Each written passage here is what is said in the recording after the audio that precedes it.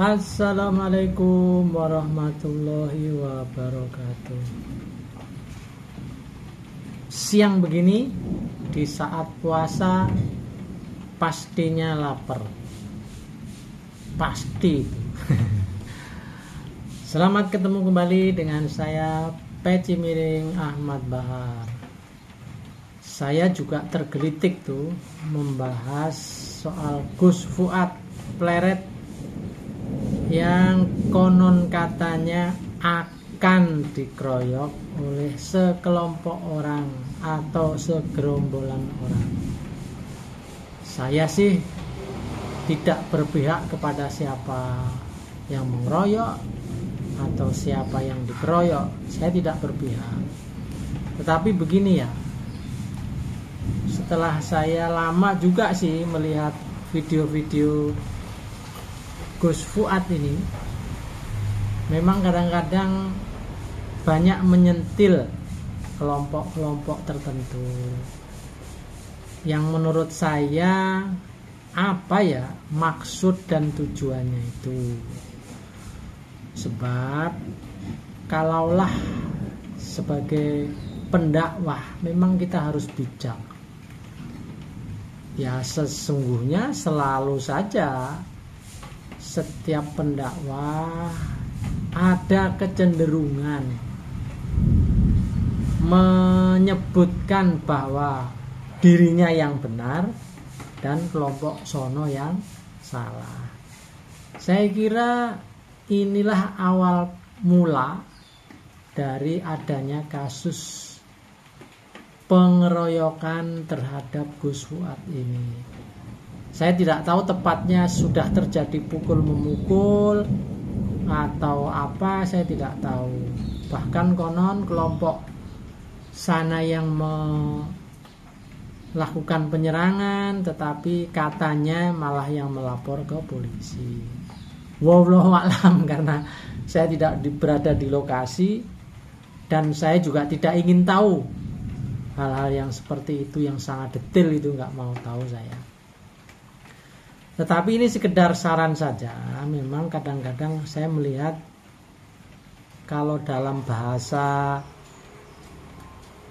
Jawa, kadang-kadang Gus Fuad ini memang terlihat, ini sekali lagi mohon maaf ya kalau ada yang tersinggung, terlihat kemelinti gitu loh, seperti benar sendiri.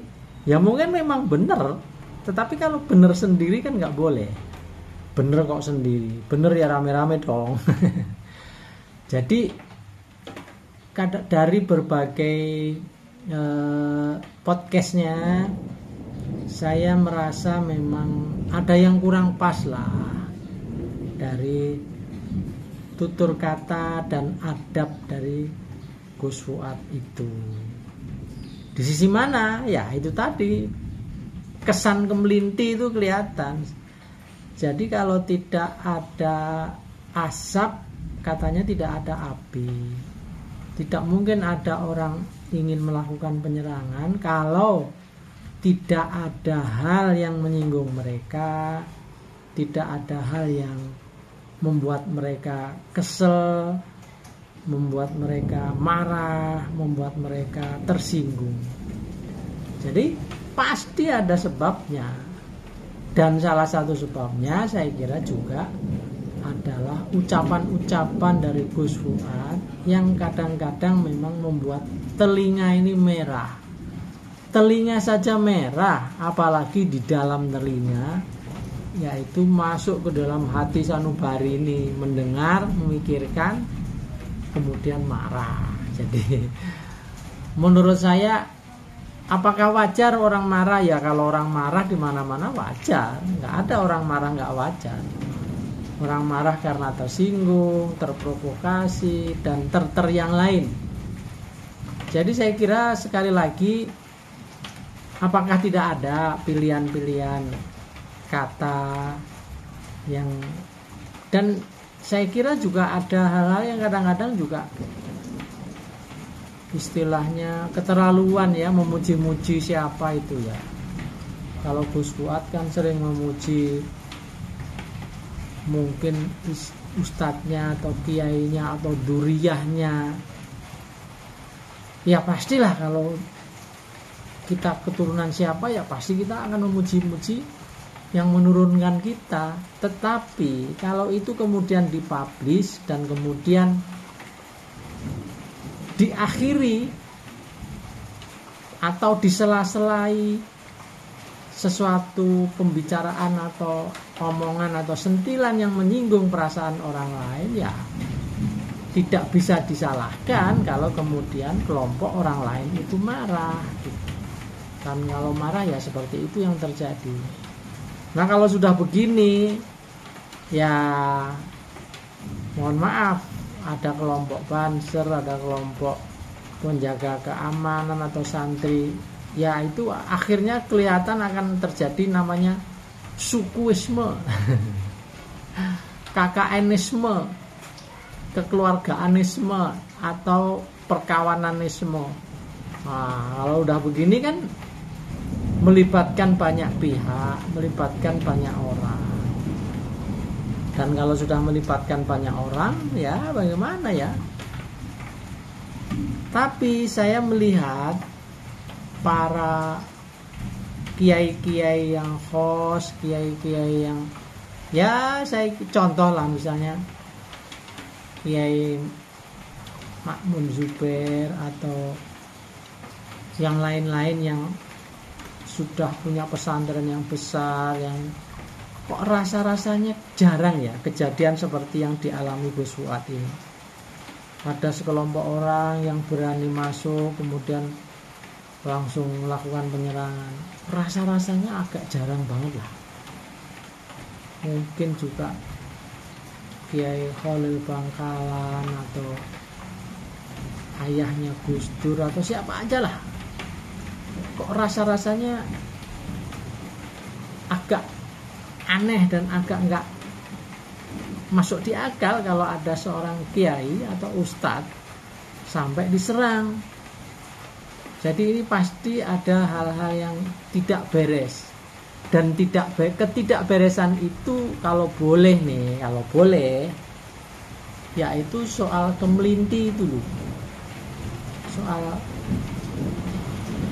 menyalahkan orang lain dengan telak. Jadi orang itu ya kalau memang salah, disalahkan pun kadang-kadang tidak mau. Contoh di pengadilan kita lihat, udah jelas-jelas membunuh orang aja masih melakukan pembelaan. Apalagi ini hanya sekedar misalnya mau menyerang, mau apa, disalahkan pasti juga nggak mau. Bahkan akhirnya malah berbalik, dia yang melapor ke polisi. Coba, kan lucu, aneh, bin ajib. Ya tapi bukan berarti saya juga kemudian yang paling benar menyebut Gus Fuad pemelinti, bukan.